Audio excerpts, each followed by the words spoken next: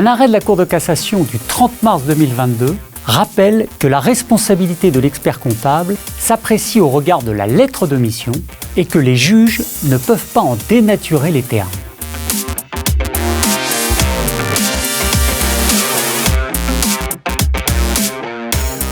Selon la lettre de mission, l'expert comptable était chargé de tenir les comptes et d'établir les déclarations fiscales obligatoires. Le terme a son importance. Or, la société civile immobilière avait réalisé 2 ventes immobilières et avait tardé à déposer les déclarations de TVA correspondantes, ce qui avait entraîné l'application d'une majoration de 40% et des intérêts de retard.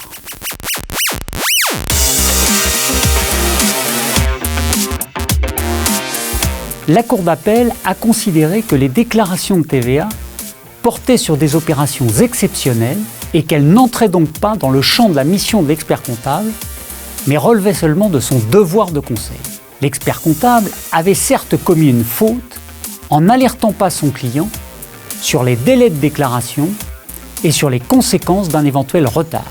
Mais une telle alerte n'aurait rien changé, puisque le client était informé de ses obligations et que c'est volontairement qu'il avait tardé à déclarer les devances. Il n'y avait donc pas de lien de causalité entre le manquement au devoir de conseil et le préjudice.